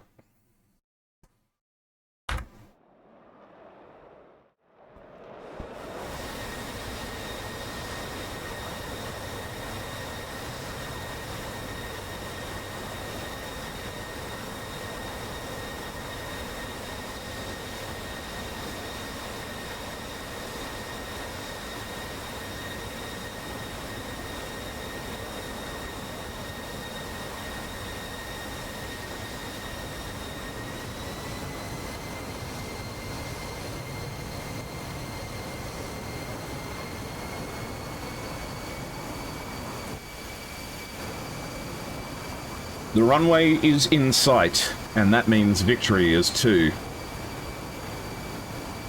Gory, the flight lead here, the one to begin landing procedures. Cabin crew arm all doors and cross-check.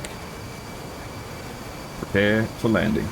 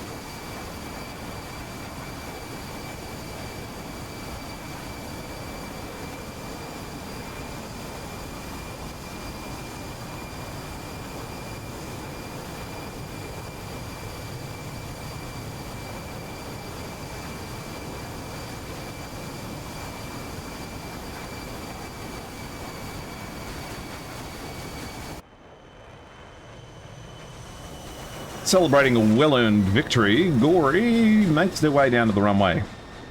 Though I must admit, dumping flares like that does seem like a little bit of a fire hazard.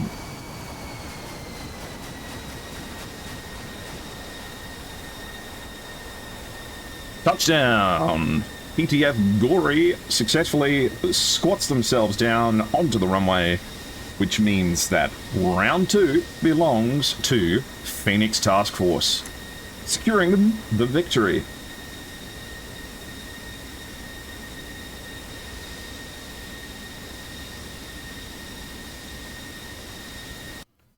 Following closely behind, we have Falcon and Austin to come home.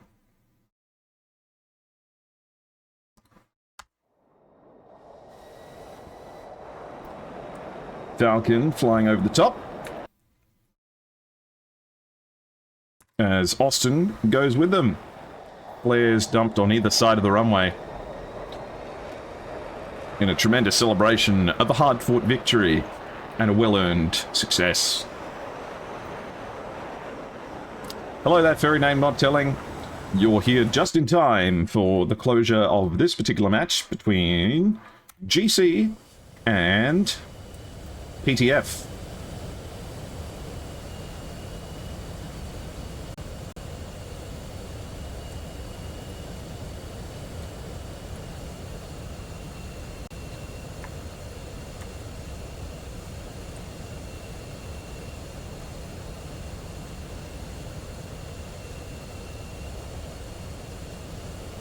Let's see if anyone wants to come have a yap with me.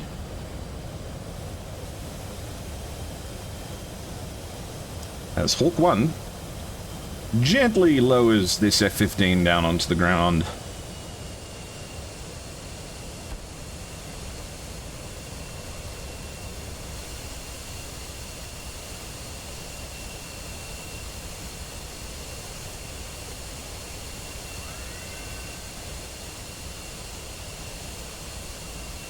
A little bit of aero braking just to keep the plane in good condition as Falcon and Austin prepare for the return journey.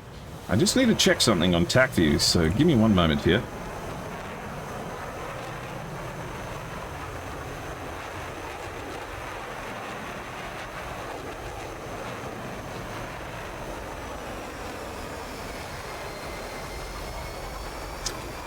There was one kill that I forgot to talk about. Let's have a look at the TAC view here. Sorry guys, I missed this one. Right as Echo merges with Cooler here, they trade their M120s, both of which get evaded into the dirt. But as Cooler pulls the evasive maneuver, looks like it might have been a wing rip in this instance. Or alternatively a C-fit into some trees or something, but trees don't typically go that high. So it may well have had just been a C-pit.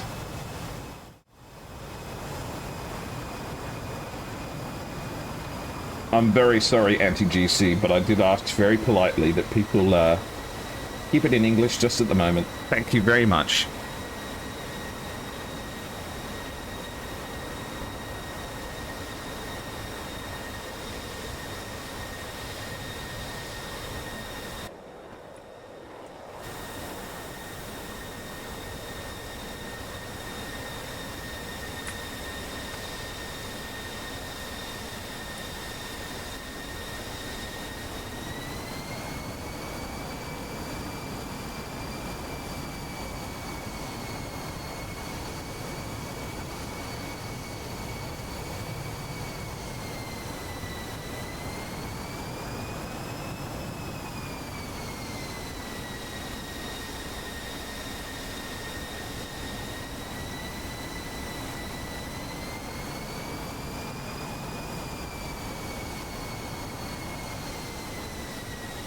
Falcon brings her down gently. Well, a little bounce never hurt anyone. And that's the Fighting Falcon on the ground with Cadet Austin, the last one to come in.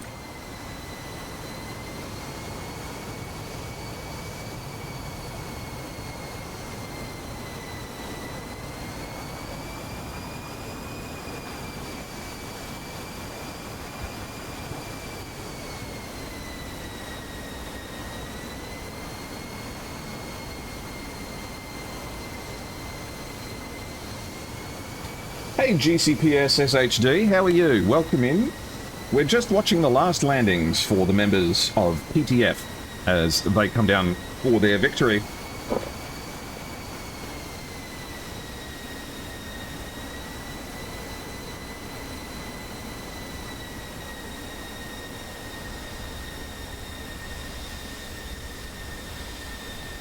Tremendous match by everyone involved, I think, as they begin departing the runway. What better way to spend a Sunday than quietly enjoying a little bit of SATAC as Gory and Falcon in their Falcons are looking pretty stuffed into their cockpits. I'm sure it's a warm day outside. In fact, let's check it. Let's check the temperature. What kind of temperature is it for opening up your canopy? It is 16 degrees Celsius. Perfect day for it. Sun's shining, fresh air, beautiful.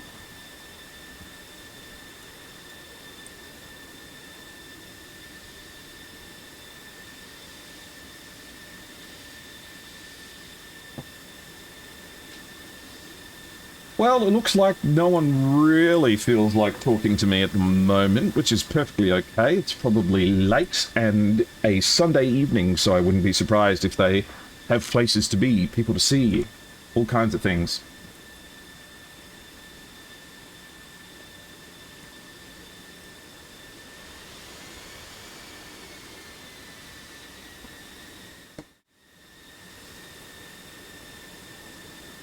ore cooler here. I do want to know what got them. We've seen a lot of wing rips on the F-18s, actually, much more than we often do.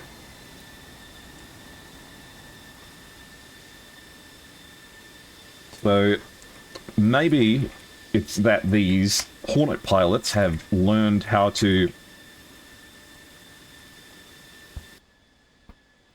contend with pulling their paddle switch a little bit. Hello, is that Hawk 1 from, in this particular instance, PTF? Yeah, sure. Hello, everybody. And Just give me 1 second to turn off the music, sorry. yeah, thank you. There we go. Welcome in, Hawk. How are you going? How is Phoenix Task Force feeling after that match? And we have Falcon here as well from PTF. Hey, how you doing? Very well, Hello, thank you. As I was just asking, Hawk, how are you guys feeling after that particular match? This was PTF's first match of SATAC, I think? That is right, yes. In 2025, yeah. Actually, hello, everybody, and thank you for having us, dear show. And yeah, actually, that was very, very good match for us. And it's about the long story. Me started with the PTF 5 years ago, and in the SATAL actually, and that after 5 years we are very good friends, and we just decided to make a join up for 2025 SATAC, and it was our first match. That was very good. Absolutely. Absolutely fantastic. What was the plan? Did you guys know much about Golden Crown going in? Have you scrimmed before? Did you know much about them? Was there any specific planning that went into competing against GC? Because they are veterans and they have been around for a little while, so there is certainly some learning to be done when it comes to your opponents. Yeah, actually they have a good pilots, and we have one-time screams maybe 2 months ago, and yeah, actually we had a very, very specific briefing, analyze anything about their tactic, anything they try to do, and we try to block that, and we try to do our best in the air. And the only thing that me as a one person, the team, just tried to mention to everybody was about just focus and do your job. You have one duty, and that one is being alive and kill your opponent. And we tried for that. I think we was success. Absolutely. The first round was a little bit more on the ropes than the second. It felt like the plan changed. Yeah. Was there a conscious choice of thinking what didn't work about round one and going into the second round with a little bit of renewed vigor, especially with the GC bringing out the F-14s, which you don't always see? Did they pose any worry to you, or was it just like any other aircraft you might be fighting? No, actually, we just tried to have a live analyze in round one, because we sending the F-15 and F-18 in front in the round one to check them if they try to coming as aggressive or no, and we saw that they will turning crank or cold or whatever like this, and our missiles going base. So we just tried to change something a little bit about the position of the F-15 and F-18 for the round. Absolutely. And this is it. Yeah. Well, They did put the pressure in the second round, left side, I think, our left side. There were 4, I think, and the 2 on the right side. yes, there were. Good tactic. The F-14s managing to keep the northern group with Gory and Austin being pushed away for most of the fight by AIM 54s. Took them out for quite a while, so it seemed like it nearly worked. I wish Golden Crown were here, because I feel like Golden Crown in both of the matches that I've cast for them so far, I almost feel bad for them because they fly so excellently, and it feels like they occasionally get a little bit unlucky. They're so close all the time to getting those missiles to connect. Some spectacular dodges as well for both teams. Knowing your missile ranges is definitely something that takes a lot of practice. As a question for Falcon and Hawk, when it comes to knowing how hard you have to defend against an incoming Fox 3 missile, what would you say is the best way to practice? Falcon, you go. I think it depends. Depends on the altitude. If you're high, maybe you can do split S. But again, it depends on the distance of the missile, how far the bandit is. If it's too close, you are dead. If you're high, Absolutely. on the low, if you're low on the ground, again, it's up to the distance. If the bandit is far, you can turn cold. If not, then the notch is the only way. And I did notice, Falcon, that you brought the F-16 that had the targeting pod as well. Did you get much use out of that? I understand that usually that's brought so that you can see missile launches from further away. Did it work? It's probably in the beginning it works, but in the later phases, it's not much of any use. You are just too much busy with the data link, turning cold, coordinating each other. Absolutely. All right. Thank you very much for the insight, and thank you for the wonderful flight.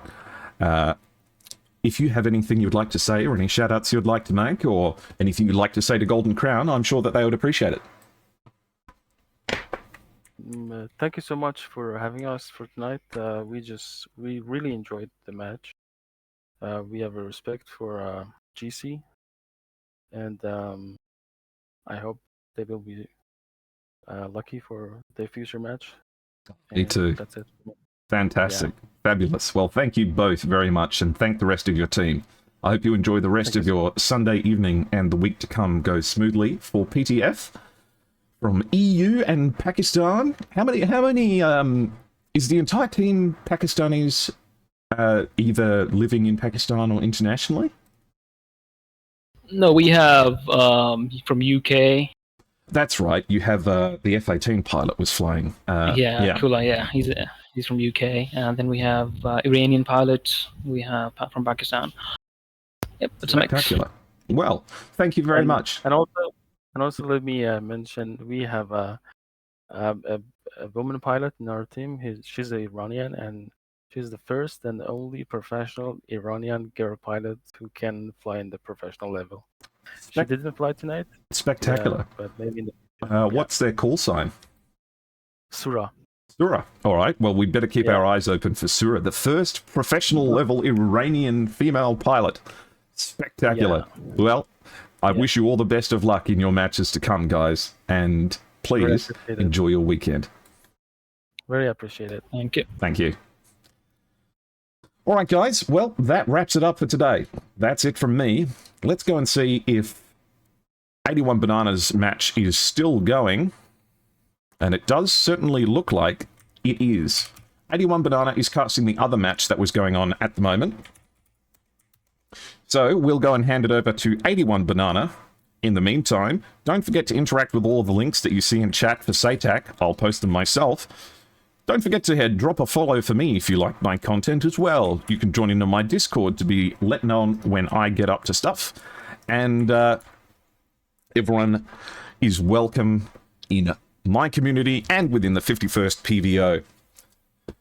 I hope your week goes well. I'll be streaming my normal streams on Monday at 4 PM GMT, so that is 1300 Zulu. Same time that the first match of today went live. I hope to see you there, and I hope to see you next weekend for the SATAC matches to come. Thanks, guys, and I'll see you later.